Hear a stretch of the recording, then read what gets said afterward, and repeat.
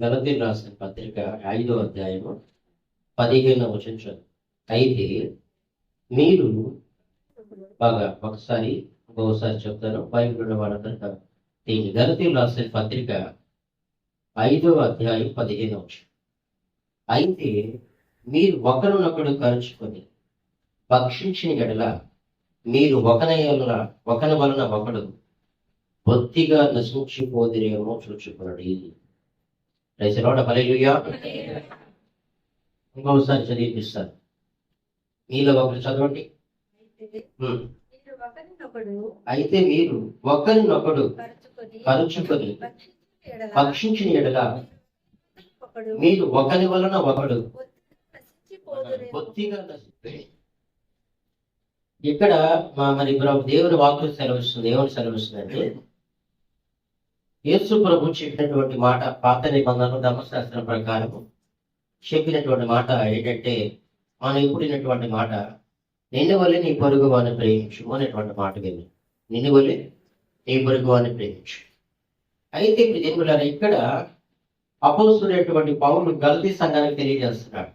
ఏమని తెలియజేస్తున్నాడంటే, మీరు ఒకరినొకడు కలుచుకొని భక్షించినట్లా మీరు ఒకరి వల్ల ఒకడు బొత్తిగా నశించిపోదేమో చూచుకుని.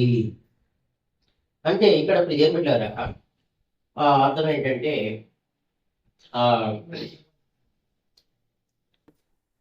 ఇప్పుడు మామూలుగా ఈ లోకంలో సామెతలు ఉంటాయి కొన్ని. ఏంటంటే 6 నెలలు స్నేహం చేస్తే వీడవుతాడు, వాడవుతాడు అంట. ఇంకా మీ పిల్లలు కానీ ఎవరైనా మీ పక్కింటి వాళ్ళతో ఎవరితో స్నేహం చేశారనుకోండి, వాళ్ళ ఇంటికి పక్కింటికి పదే వెళుతున్నారనుకోండి, వెళుతుంటే నీకు బాగా దోస్తుగా ఉన్నారు. ఇక దాని ఇంగ్లీష్లో ఏమంటారు, డీరెస్ట్ ఫ్రెండ్సా, డీరెస్ట్, బాగా సన్నిహితంగా, బాగా మంచిగా డీరెస్ట్ ఫ్రెండ్స్, మంచి ప్రియమైనటువంటి స్నేహితుల్లాగా ఉన్నారనుకోండి.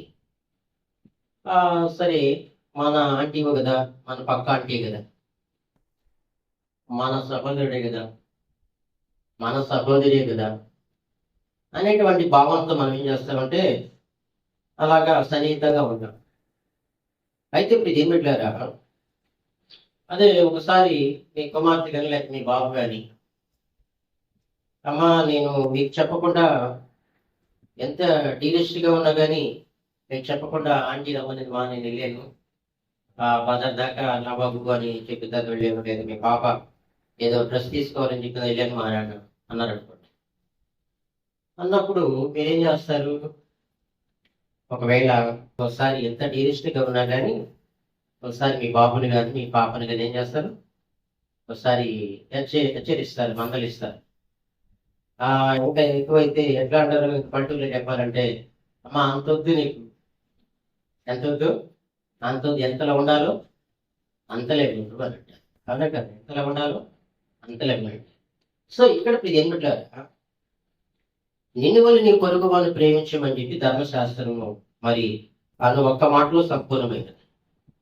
13వ వచ్చిన 14 చదువుమందిలో, సహోదరులారా మీరు స్వతంత్రులుగా ఉండడం పిలువబడితే, అయితే ఒక మాట, ఆ స్వాతంత్రము శారీరక క్రియలకు హేతువు చేసుకోనక. అంటే సహోదరులారా మీరు స్వతంత్రులుగా ఉండడం పిలువబడితే, అయితే ఒక మాట, మనం స్వతంత్రులుగా ఉండేదానికి దేవుడు పిలిచాడు.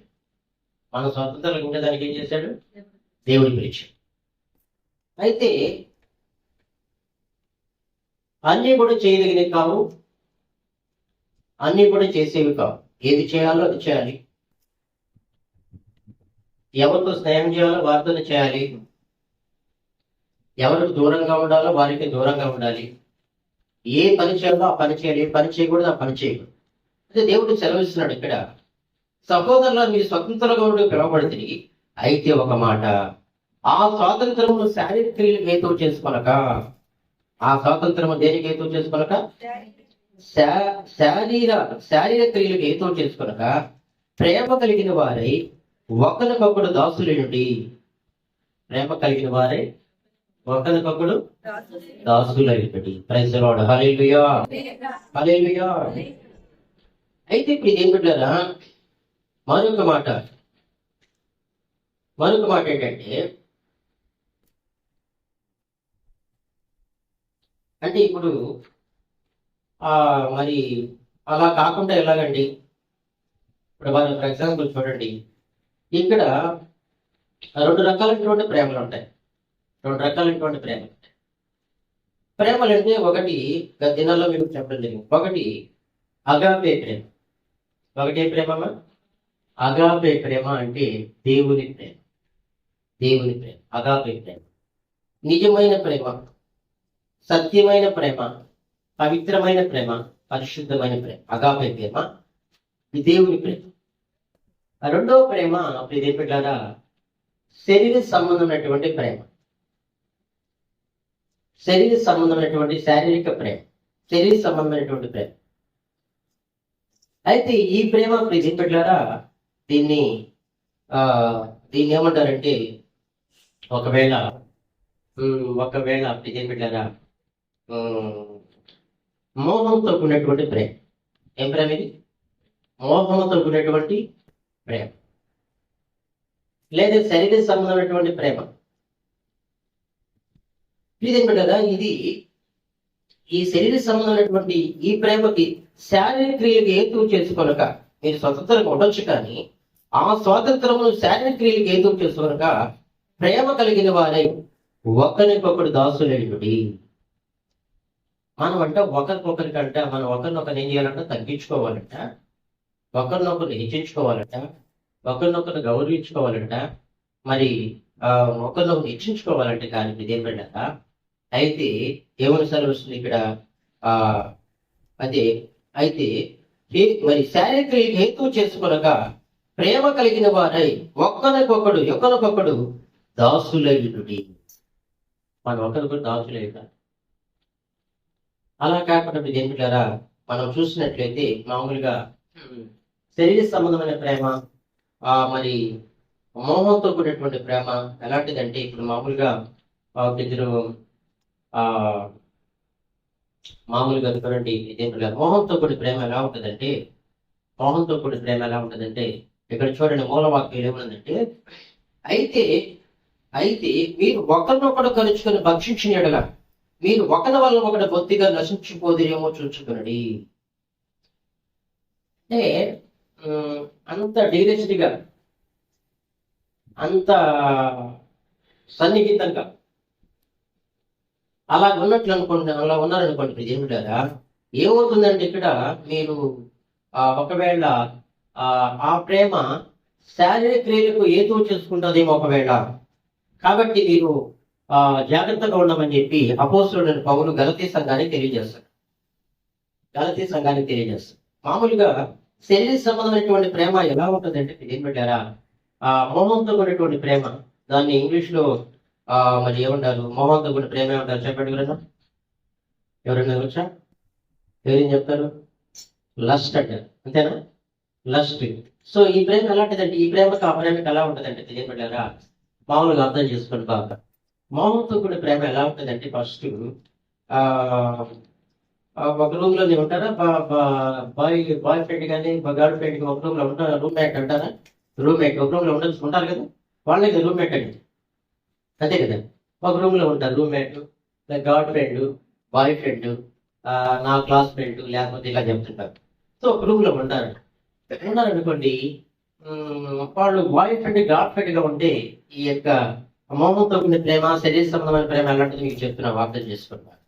వాళ్ళు ఎలా ఉంటారంటే అంటే దాని అర్థం ఏంటంటే ఏమన్నది ఇక్కడ మూలవాక్యంలో, అయితే మీరు ఒకరినొకడు కలుచుకొని భక్షించిన ఎడల అంత డీరెస్ట్ గా, అంత సన్నిహితంగా, అంతే కలుచుకొని. అంటే ఒక ప్లేట్ లో తిన్నట్టుగా, ఒకే ప్లేట్ లో తిన్నారా మేము, ఎంత బాగున్నామంటే తెలుసా మీకు అన్నట్టుగా మాట్లాడతారు. నిజం పెట్టారా? కాబట్టి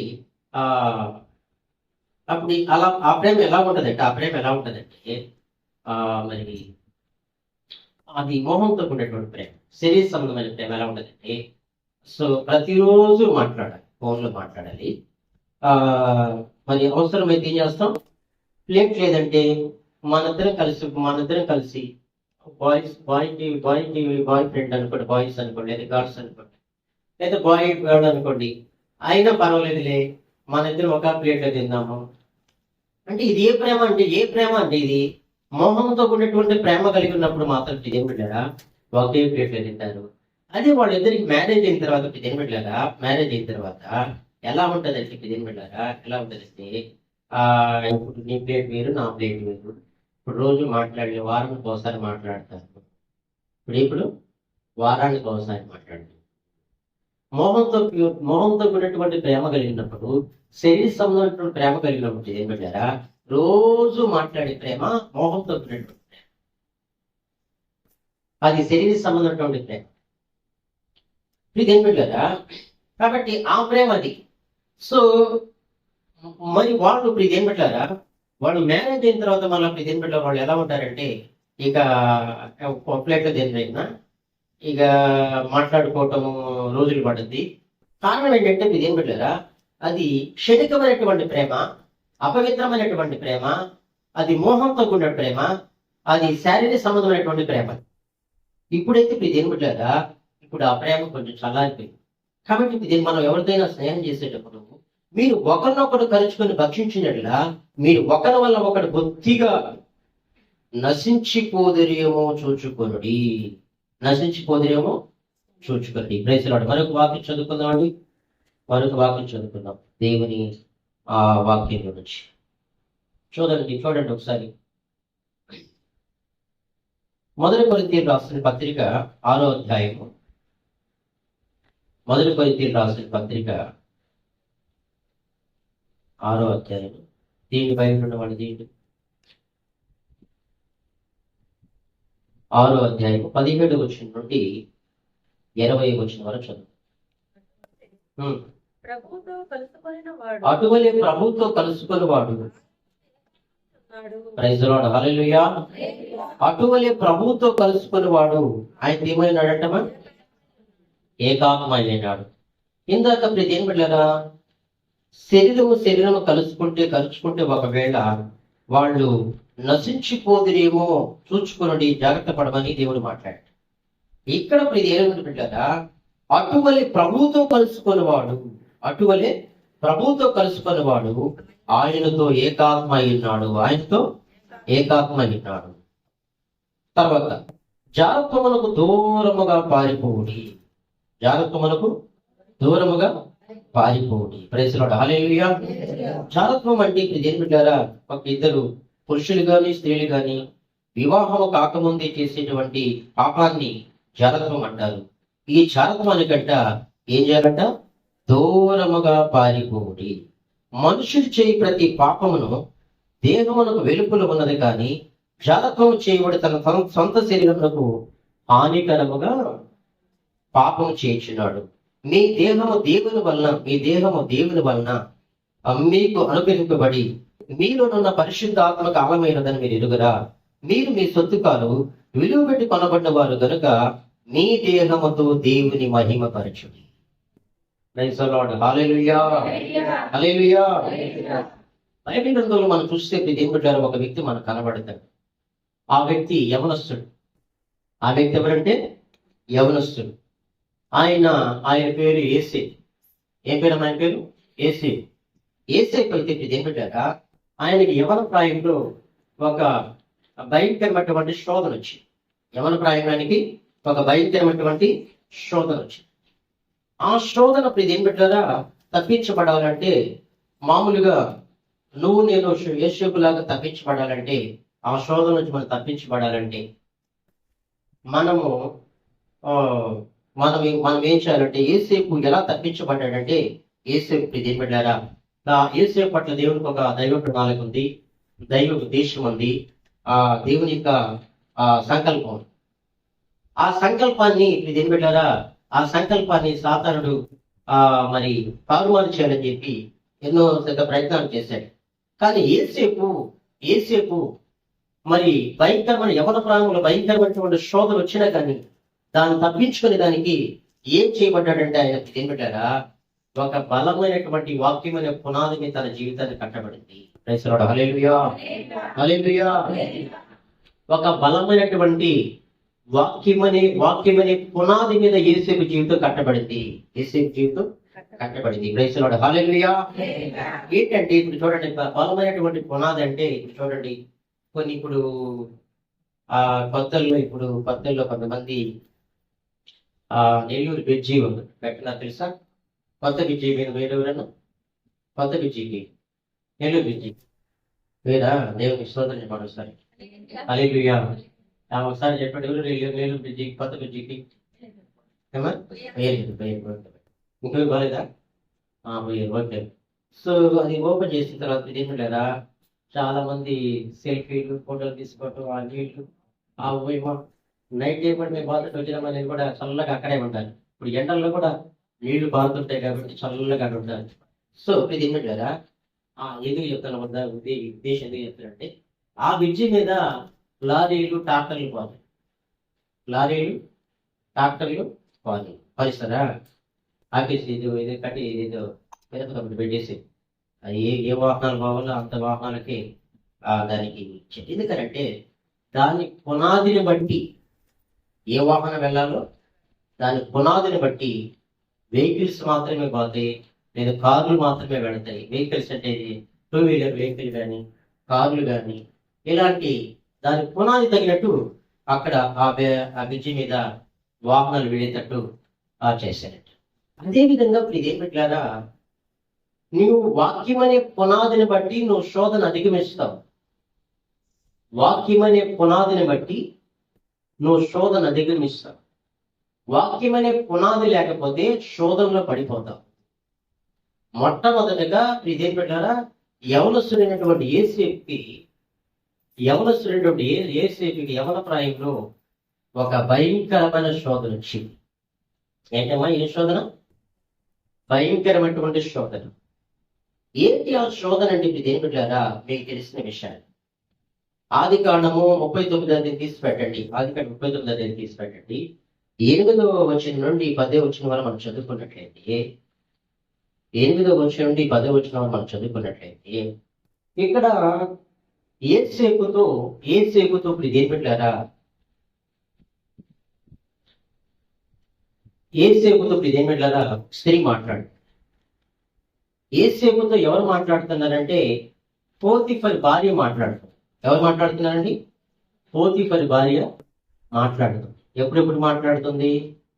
ఎప్పుడెప్పుడు మాట్లాడుతున్నామా? వారానికి ఒకసారా, 2 రోజులకు ఒకసారా, 3 రోజులకు ఒకసారా? రోజు మాట్లాడు. దినదినము ఏం చేస్తుంది? మాట్లాడు. యేసేపు ఎలాంటి వాడంటే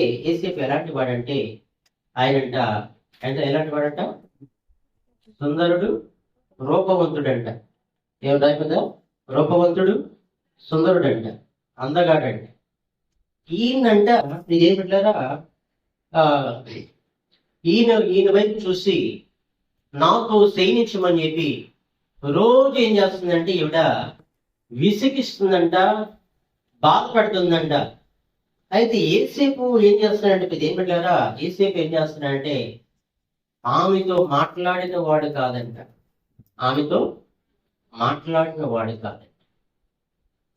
యేసేపు ఆమెతో చదవండి ఒకసారి, చదవండి. అది చదివి ఆదికాండం 39వ అధ్యాయము 8వ వచనం 10వ వచనం. అయితే అతడు గొప్పక నా యజమానుడు నా చేతికి అప్పగించను కదా.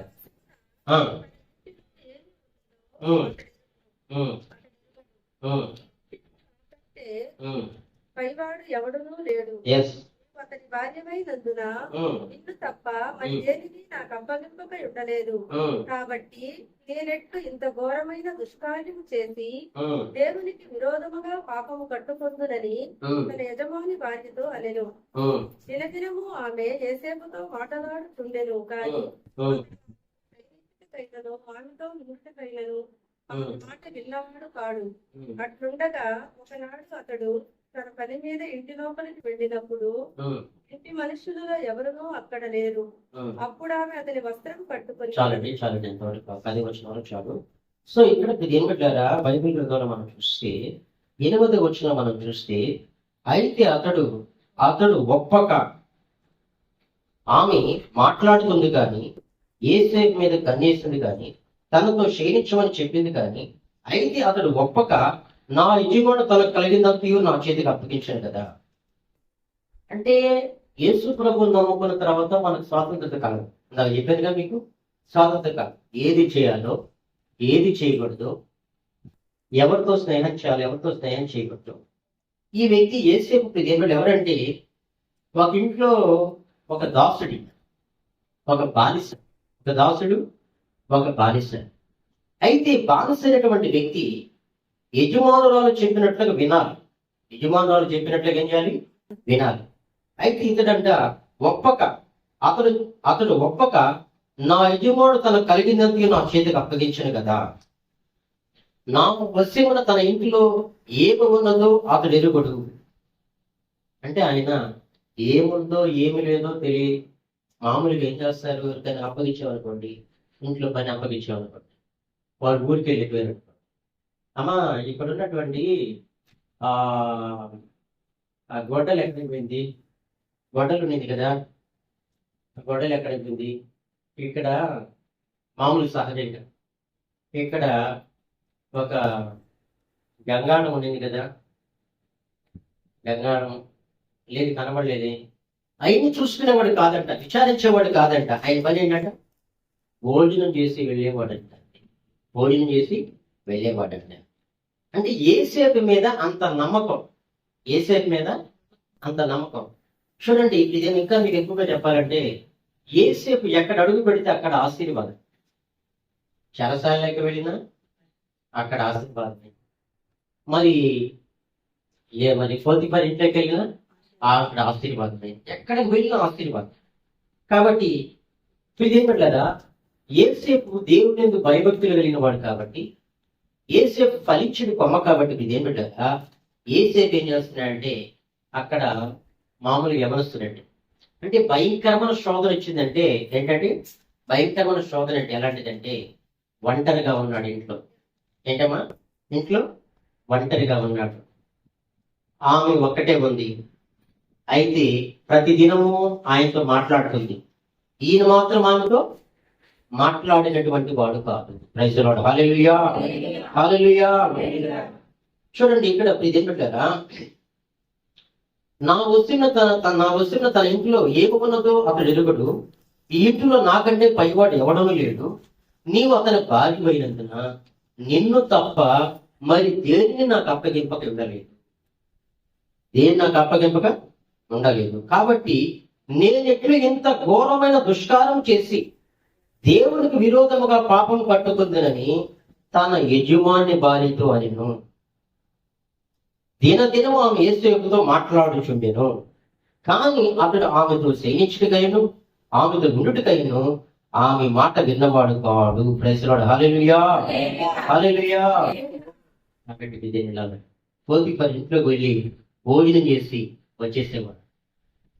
ఏముందా ఏం లేదనేవాడు కాదు. అంత నమ్మకం కలిగినటువంటి యోసేపు మీద నమ్మకం ఉంచాడు కాబట్టి, అంత దేవుని భయభక్తి కలిగినవాడు కాబట్టి, దేవుడుగా యోసేపుని దేవుడు ఏం చేశాడు, చెరసాలలోకి వెళ్ళినా కానీ యజమానురాలు చెప్పిన మాట వినలేదు కాబట్టి ఆయన ఏం చేశాడు, ఇప్పుడు ఏం చేశాడు, ఈయన బయటికి పారిపోయాడు. ఏం చేశాడమ్మా, బయటికి పారిపోయిన దానికి ఆయన మీద నిందేసింది ఆవిడ. ఆమె ఆయన మీద ఏం చేసింది, యోసేపు మీద నిందేసి ఆయన చెరసాల్లో పెట్టించినప్పుడు చెరసాల్లో ఒక కళ యొక్క భావాన్ని యోసేపు చెప్పడం ద్వారా యోసేపు బయటికి రావడం, యోసేపుని దేవుడు గవర్నర్ గా చేశాడు. Praise the lord. Hallelujah, hallelujah. ఆయన గవర్నర్ అవ్వడానికి దేవుడులారా, ఆయన ప్రధానమంత్రి అవ్వడానికి దేవుడులారా, ఈజిప్ట్ ప్రాంతానికి ఆయన గవర్నర్ అవ్వడానికి, ప్రధానమంత్రి అవ్వడానికి దేవుడులారా, ఆయన పరిశుద్ధులు కాపాడు. ఏం చేశాడమ్మా, యోసేపు ఏం చేశాడు, ఏంటి ఆయన చేసిన పని ఏంటి, గవర్నర్ ప్రధానమంత్రి అవ్వడానికి కారణం శారీరక క్రియలు హేతువు చేసుకునక. ఏంటమ్మా, ఒకవేళ ఆ ఇంట్లో ఉన్నా కానీ యజమానురాల భార్య సన్నిహితంగా ఉన్నా కానీ, ఆమె దినదినం మాట్లాడుతున్నా కానీ ఏం పెట్టారా, ఇదే అవకాశం అని చెప్పి పాపానికి లొంగిపోకుండా ఇంత ఘోరమైనటువంటి దుష్కారము నా దేవునికి విరోధంగా ఎలా చేశాను, పాపం చేసిన మూట కట్టుకునేదని చెప్పి ఇదేం పెట్టా తన యజమానురాలతో ధైర్యంగా చెప్పి జారత్వానికి దూరంగా పారిపోయాడు. Praise lord. Hallelujah, hallelujah. చూడండి ఇదేం పెట్టారు. కాబట్టి మనం గలతీ రాసిన పత్రిక మరొకసారి చూసినట్లయితే, గలతీ రాసిన పత్రికలు ఇక్కడ ఏమని రాయబడిందంటే, అయితే మీరు ఒకరినొకడు కలుసుకొని భక్షించిన యెడల మీరు ఒకరి వలన ఒకడు బొత్తిగా నశించిపోదురేమో చూచుకొని. మూలవాక్యం. కాబట్టి మనం ఎంత సన్నిహితంగా ఉన్నా కానీ అన్నిటికీ స్వాతంత్రం లేదు. అన్నిటికీ స్వాతంత్రము లేదండి. ఏ విషయంలో స్వతంత్రత కలిగి ఉండాలో, ఏ విషయంలో నాకు స్వాతంత్రం లేదో ఏసేపు గుర్తెరిగి ఉంటాడు. అర్థమైంది స్వతంత్రం అంటే? అర్థమైంది మీకు? ఫ్రీడమ్ అనేది మీకు అర్థమైందా? కాబట్టి మీరు ఏం పెట్టారా, ఏసేపుని పోతీఫరు భార్య ప్రతిరోజు అనుదినము మాట్లాడుతున్నా కానీ ఏసేపు మాత్రం ఆమెతో మాట్లాడిన వాడు కాదంట. కాబట్టి ఇది ఏం పెట్టారా, అలాంటి భయంకరమైనటువంటి శోధన నీ జీవితంలో నా జీవితంలో వచ్చినప్పుడు ఏం చేస్తాం మనం ఒకసారి ఆలోచించు. మనం ఏం చేస్తాం ఆలోచించండి ఒకసారి. దేవుడు ఏం చెప్తున్నాడు? అందుకే దేవుడు మాట్లాడుతున్నాడు, ఒకరి వలన ఒకడు. అబ్బో, ఎంత డిస్టెన్స్ గా ఉన్నటువంటి మీరు ఒకరి వలన ఒకడు కరుచుకొని భక్షించిన ఎడల మీరు ఒకరి వలన ఒకడు బొత్తిగా ఒకరి వలన ఒకడు బొత్తిగా నశించిపోదేమో చూచుకొనుడి అని అపోస్తుడైన పౌలు గలతీ సంఘానికి హెచ్చరిక చేస్తాడు. హల్లెలూయా. కొంతమంది ప్రేమికులారా ఏం చేస్తారు? నిన్ను వల్లి నీ పొరుగు వారిని ప్రేమించమంటారు కదా. నిన్ను వల్లి నీ పొరుగు వారిని ప్రేమించు. నేను మీకు చెప్పాలంటే ఇదేం పెట్టారా, అలాంటి అలాగా అనేక మంది విశ్వాసులు కావచ్చు, దేవుని సేవకులు కావచ్చు, దానివల్ల ఆ విశ్వాస పరిస్థితులైపోయి దేవునికి దూరం అయిపోయినటువంటి వారు చాలా మంది. అయితే ఇదేంటంటే ఇక్కడ తిమోతికి అపోస్తలుడైన పౌలు తెలియజేస్తున్నాడు. ఏం తెలియజేస్తున్న బైబిల్లో మనం చూస్తే, తిమోతికి రాసినటువంటి 2వ పత్రిక ఒకసారి, తిమోతికి రాసిన 2వ పత్రిక 2వ అధ్యాయంలో 22వ వచనం వచ్చాడు. నీవు యవనేచ్ఛ నుండి పారిపోము. ఏమంటాడండి? నీవు యవనేచ్ఛ నుండి పారిపోము, పవిత్ర హృదయులై ప్రభువులకు ప్రార్థన చేయవారితో కూడా నీతిని, విశ్వాసమును, ప్రేమను, సమాధానమును వెంటాడుము. నీతిని, విశ్వాసమును, ప్రేమను, సమాధానమును వెంటాడుము. ఎవరితోనంట? పవిత్ర హృదయులై ప్రభువులకు ప్రార్థన చేయవారితో కూడా. అంటే ఇదేం పెట్టారా, ఏ రోజుకి ఆ రోజు మనం ఏం చేయాలంటే ఇదేం పెట్టారా, మన తలంపుల విషయంలో కావచ్చు, ఆలోచనల విషయంలో కావచ్చు, మరి ఇదేం మన ఊహల విషయంలో కావచ్చు, యవనేచ్ఛ నుండి పారిపోము. హల్లెలూయా. ఏ ఇచ్చిండంట? ఏ ఇచ్చిండమ్మా? హల్లెలూయా. ఇప్పుడు నేను ఒక యవనస్తుని పరిగెత్తని చెప్పాను అనుకో, ఒక యవనస్తుని పరిగెత్తిరా అనుకో, పరిగెత్తే దేవుడు పెట్టారా అంటే దేంట్లో పరిగెత్తమంటాడు అర్థం చేసుకోండి. ఇక్కడ యవనస్తుని పరిగెత్తమంటాడు. యవనస్తుడు ఎక్కడ పరిగెత్తినా యవనస్తులు ఉంటాయి. ఎక్కడ పరిగెత్తిన అడవిలో పరిగెత్తిన ఉంటాయి. ఎక్కడ పోయినా పరిగెత్తిన ఉంటాయి. ఉండవండి. అయితే దేవుడు ఏం సెలవు ఇక్కడ అపోస్తలుడైన పౌలు తిమోతికి ఏమని సెలవు వస్తున్నాడంటే, నీవు యవనేచ్ఛ నుండి పారిపోము. ఏ ఏచ్ఛ నుండి? యవనేచ్ఛ నుండి పారిపో. Praise the lord. హల్లెలూయా. గతంలో దేవుని బిడ్డలారా మాట ఉంది. ఏముందండి? మీరు శోధనలో ప్రవేశించుకున్నట్లు మెలకువగా ఉండి ప్రార్థన చేయండి. మెలకువగా ఉండి ప్రార్థన చేయండి. రెండోది దేవుళ్ళారా, శోధన సహించువాడు ధన్యుడు. రెండోది ఏంది? శోధన సహించువాడు ధన్యుడు. కొంతమంది ఇప్పుడు అనుకోండి దేవుళ్ళారా, ఇది శరీర సంబంధమైన శోధన అనుకోండి. ఈ శరీర సంబంధమైన శోధనలు అయితే ఒకవేళ మనం ఎక్కడ శరీర సంబంధమైనటువంటి అపవిత్రమైనటువంటి వాటిల్లో జారి పడిపోతామని ఆలోచనలో పడి ఒకటి తప్పించుకోవడం. కొన్ని శోధనలు ఉంటాయి కొంతమందికి. భార్య భర్తల మధ్యలో కొన్ని శోధనలు ఉంటాయి. ఇప్పుడు అమ్మా అక్కడికి వింటాం, అయ్యా మా ఆయన తెలియక పెళ్లి చేసుకున్నాను, మోసపోయి చేసుకున్నాను, నిన్ను తాగొస్తాడు, డబ్బులీడు, రూపాయి డబ్బులీడు, రోజు పడతాడు, ఇప్పుడు ఆయన వదిలిపెట్టి వెళ్ళిపోమంటారా? శోధన సహించువాడు ధన్యుడు. శోధన సహించువాడు విడిచిపెట్టి వెళ్ళిపోవాలంటారా? సహించాలంటారా? హల్లెలూయా. ఇదేం పెట్టారా? ఒక్కొక్కసారి నువ్వు ఇదేం పెట్టారా? స్వతంత్రము కాదు. ఇప్పుడు ఏసేపు ఆమెతో పాపం చేయడం అని స్వతంత్రం కాదు. అయితే ఇప్పుడు ఇదేం పెట్టారా? ఈయన ఏం చేస్తున్నాడు? పరిశుద్ధులు కాపాడుకొని అక్కడి నుంచి ఎక్కడికి పారిపోతున్నాడు? యవనేచ్ఛ నుండి పారిపోతున్నాడు. Praise the lord. Hallelujah. Hallelujah. ఎవరైతే పరిశుద్ధులు కాపాడుకుంటారో, ఎవరైతే పవిత్రతను కాపాడుకుంటారో, యేసేపుని ఏ విధంగా దేవుడు హెచ్చించాడు దేవుడారా? దేవుడు మిమ్మల్ని ఆ విధంగా హెచ్చిస్తాడు. Praise the lord. హల్లెలూయా. ప్రేమ కలిగిన మా తండ్రి, సత్యస్వరూపి, నీకు వందనములు చెల్లిస్తున్నాను. అటువంటి పాల్గొని దీవించండి, ఆశీర్వదించండి. మీ నామాన్ని నిర్మించండి. యేసు ప్రభువా తండ్రి, దేవాలయ 18-19 తారీఖు శుక్రవారం ఆదివారం యేసయ్య పాఠంలో జరిగిపోతున్న సువార్త జీవ స్వస్థత సభలు ఆశీర్వాదకరంగా మార్చడం, దేవుడికరంగా మార్చడం, సమస్తం సమకూడి మేలుకరంగా మార్చుకుంటున్నట్టు నీకు వందనాలు ఇస్తున్నట్టు, ఆర్థిక సహాయాన్ని అందిస్తున్నట్టు స్తోత్రం, అద్భుతం చేస్తున్నట్టు స్తోత్రం, ఆశ్చర్యకారం చేస్తున్నట్టు స్తోత్రం, మంచి వాతావరణం ఇస్తున్నట్టు స్తోత్రం, దుష్ట శక్తిని బంధిస్తున్నట్టు స్తోత్రం, గ్రామ శక్తిని బంధిస్తున్నట్టు స్తోత్రం, ప్రతి విరోధం ఏర్పడుతున్నట్టు స్తోత్రం. యేసు ప్రభువా నీ పాదాలు వేడుకుంటున్నాను తండ్రి.